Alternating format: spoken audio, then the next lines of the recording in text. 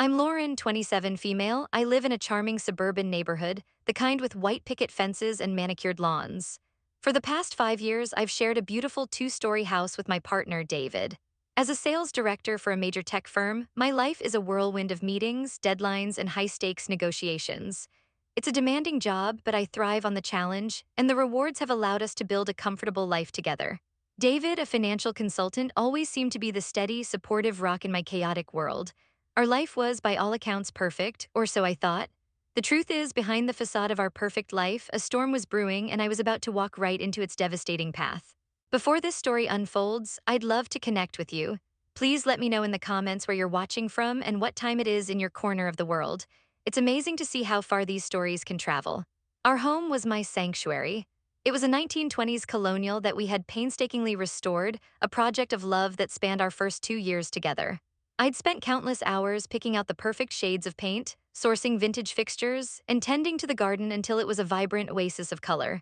Every corner of that house held a memory. Late-night conversations in the kitchen, lazy Sunday mornings in bed, celebratory dinners in the formal dining room. It was more than just a house, it was the backdrop to our love story. David and I met in college. He was charming, ambitious, and had a smile that could light up a room. We were inseparable, the kind of couple that our friends either admired or envied. After graduation, we moved in together and our careers took off. I climbed the corporate ladder with a fierce determination, while David built a reputation as a savvy financial consultant. We were a power couple, or so it seemed. Our fifth anniversary was approaching, and David was planning a surprise. He was always one for grand gestures, and this time was no different. He told me to pack my bags for a 2-week luxury vacation to the Maldives. It was a dream come true, a much-needed escape from the relentless pace of our professional lives. He had everything arranged, from the first-class flights to the overwater bungalow. I was ecstatic, completely oblivious to the sinister plot unfolding behind the scenes. A week before our trip, David's sister, Jessica, came over for dinner. Jessica was a real estate agent, and she had always been a fixture in our lives. She was bubbly and outgoing, but there was always something about her that I couldn't quite put my finger on, a subtle insincerity that lurked beneath her cheerful demeanor. That night, she was unusually inquisitive about the house, asking questions about its market value and recent upgrades. I chalked it up to her professional curiosity and thought nothing of it. I even gave her a tour, proudly pointing out the new marble countertops in the kitchen and the custom-built bookshelves in the study. Looking back, the signs were there, subtle and easily dismissed. The hushed phone calls David would take in the other room, the way he would quickly close his laptop whenever I walked in, the vague answers he would give when I asked about his day. I attributed it all to work stress, the pressures of his demanding job. I wanted to believe in the perfection we had built, so I chose to ignore the cracks that were beginning to show in the foundation. The day of our departure arrived, and I was filled with a sense of excitement and anticipation. As we sat in the airport lounge, sipping champagne, David toasted to us to our future. He looked me in the eyes and told me how much he loved me, how he couldn't imagine his life without me. I believed him. I believed every word. I was so blinded by love and the promise of a romantic getaway that I couldn't see the truth. This vacation wasn't a celebration of our love, it was the final act of a meticulously planned betrayal. The Maldives was everything I had imagined and more. The water was a brilliant turquoise, the sand was a powdery white, and the sun was a warm caress on my skin. Our overwater bungalow was the epitome of luxury, with a private deck and a staircase that led directly into the crystal-clear lagoon. For the first few days, it was idyllic. We swam with sea turtles, indulged in lavish meals, and watched breathtaking sunsets from our deck. It was the perfect escape, a chance to reconnect and forget about the stresses of our everyday lives. But as the days went on, I started to notice a change in David. He was distant and preoccupied, constantly on his phone, his brow furrowed in concentration. When I would ask him what was wrong, he would brush it off, saying it was just work emails that he couldn't ignore. But his excuses felt flimsy, and a knot of unease began to form in the pit of my stomach. One evening, we were having dinner at a romantic beachfront restaurant. I was telling him about a funny incident that had happened at work, but he wasn't listening. His eyes were glued to his phone, a faint smile playing on his lips as he typed furiously. I reached across the table and placed my hand over his, forcing him to look at me. "David, what's going on?" I asked, my voice laced with a mixture of hurt and concern. "You've been on your phone this entire trip. It's like you're not even here with me." He sighed, a sound of exasperation that sent a chill down my spine. "It's just a big deal that I'm trying to close," he said, his tone defensive. "You know how it is." "It's time sensitive." I wanted to believe him, but the excuse felt hollow. I had closed my fair share of high-stakes deals, and I knew that sometimes you had to be available, but this was different. This was an obsession. I tried to let it go, to enjoy the rest of our vacation, but the seed of doubt had been planted, and it was beginning to take root. The turning point came a few days later. I woke up in the middle of the night to find David's side of the bed empty. I walked out to the deck and found him standing by the railing, his back to me, speaking in a low, hushed voice on his phone. I couldn't make out the words, but the tone was intimate, conspiratorial. My heart started to pound in my chest. I quietly slipped back inside, my mind racing.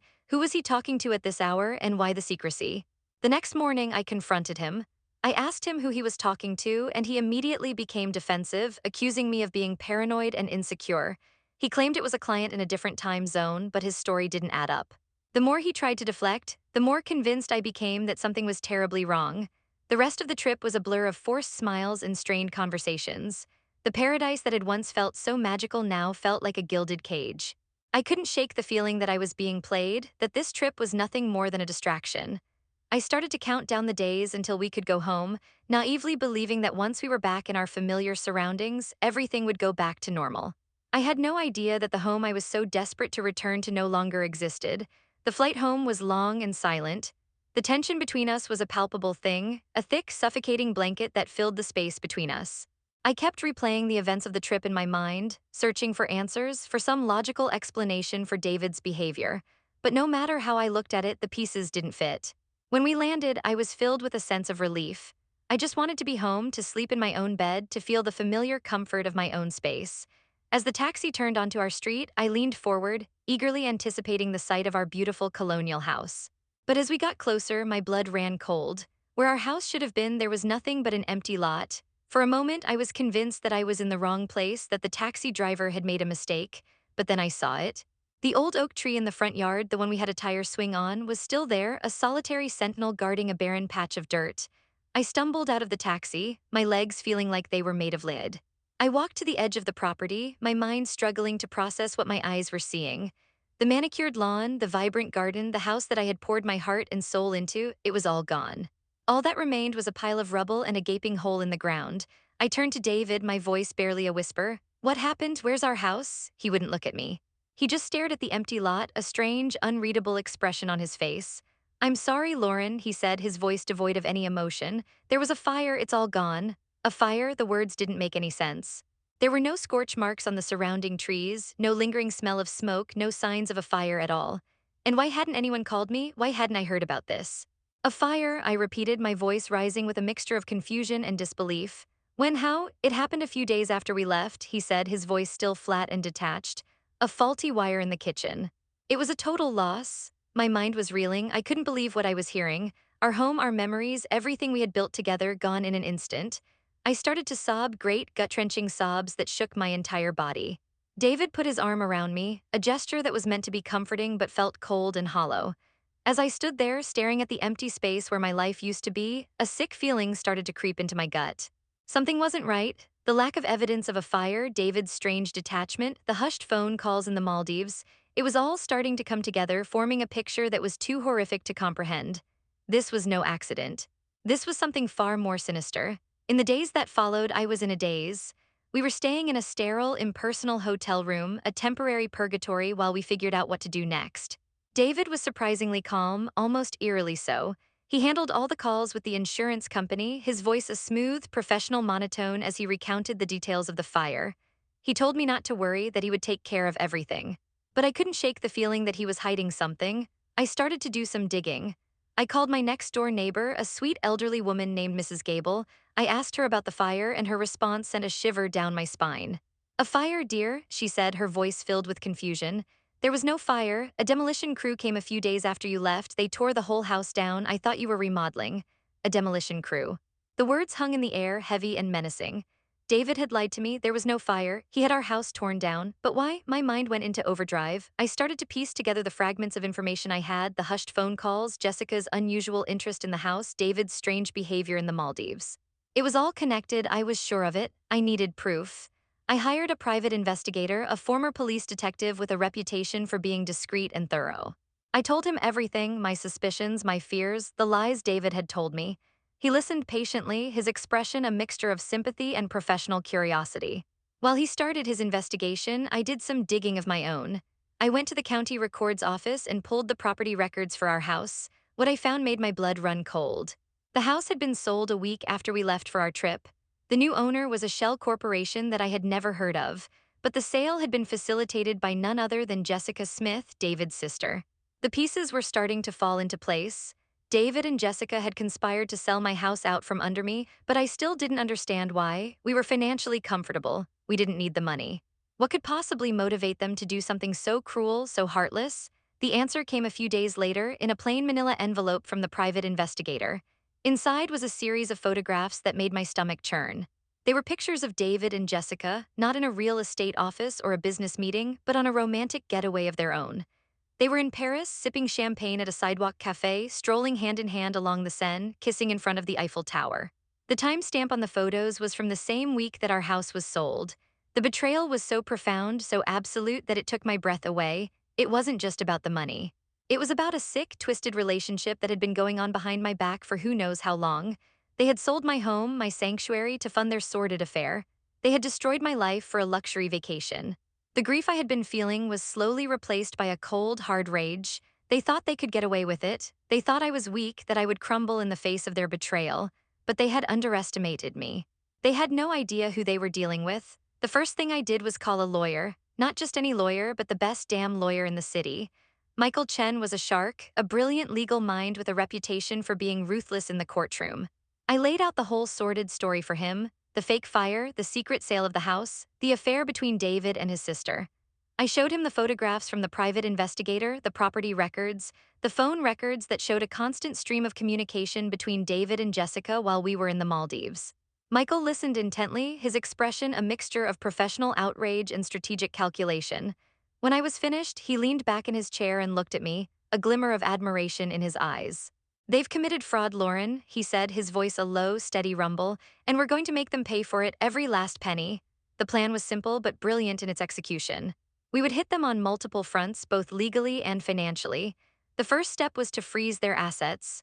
Michael filed an emergency injunction, presenting the court with a mountain of evidence that was so damning, the judge granted it without hesitation. David and Jessica's bank accounts were frozen, their credit cards were declined, and their assets were locked down. The next step was to go after their professional licenses. We filed a complaint with the State Real Estate Commission against Jessica, providing them with proof that she had engaged in fraudulent and unethical behavior. We did the same with the financial regulatory authority that governed David's work, providing them with evidence of his financial misconduct. Their careers, which they had so carefully built, were about to come crashing down around them. But that wasn't enough. I wanted to hit them where it really hurt. I wanted to expose them for the vile, deceitful people they were. I started to leak information to the local press, carefully curated tidbits of the story that would paint a picture of a calculating, incestuous couple who had destroyed an innocent woman's life for their own selfish gain. The story was so sensational, so salacious, that it was picked up by the local news and then the national news. David and Jessica became overnight pariahs, their faces plastered across a dozen different news outlets. The final piece of the puzzle was the house. I found out that the shell corporation that had bought the house was just a front. The real buyer was a developer who was planning on tearing down all the old houses on our street and building a block of soulless, cookie-cutter condos. The sale of my house was the final piece he needed to move forward with his project. I contacted the developer and made him an offer he couldn't refuse. I offered to sell him the land, but with a few conditions. He had to agree to build a small park on the spot where my house used to stand, a park that would be dedicated to the memory of the beautiful old house that was so senselessly destroyed. And he had to agree to give me a penthouse apartment in the new condo building, free and clear. He was so eager to get his hands on the property that he agreed to all of my terms. The trap was set. All that was left was for them to walk into it. The day of the hearing was a media circus. Reporters and news vans mobbed the courthouse, all of them eager to get a glimpse of the scandalous couple at the center of the story. I walked through the crowd, my head held high, my expression a mask of cool composure. I was no longer the grieving victim. I was a woman on a mission. David and Jessica arrived looking haggard and defeated. The stress of the past few weeks had taken its toll. Their faces were pale, their eyes were red-rimmed, and they looked like they hadn't slept in days. They avoided my gaze, their shame and guilt a palpable thing. In the courtroom, Michael was a force of nature. He presented our case with a calm, methodical precision, laying out the evidence piece by damning piece. The forged documents, the fraudulent sale, the secret bank accounts, the photographs of their affair, it was a mountain of evidence that was impossible to refute. David and Jessica's lawyer was a bumbling, incompetent fool who was clearly out of his depth. He tried to argue that it was all a misunderstanding, that I had agreed to the sale of the house, that the affair was a lie. But with every piece of evidence Michael presented, his arguments became more and more desperate, more and more absurd. The final nail in their coffin was a recorded phone call that the private investigator had managed to obtain. It was a call between David and Jessica, a call where they laughed about how they had fooled me, how they were going to live a life of luxury with the money from the sale of my house. When Michael played the recording for the court, a collective gasp went through the room. The look on David and Jessica's faces was one of pure, unadulterated horror. They were finished and they knew it. The judge didn't even have to deliberate. He ruled in my favor on all counts. The sale of the house was nullified and the property was returned to me. David and Jessica were ordered to pay me back every penny of the money they had stolen, plus punitive damages that amounted to a small fortune.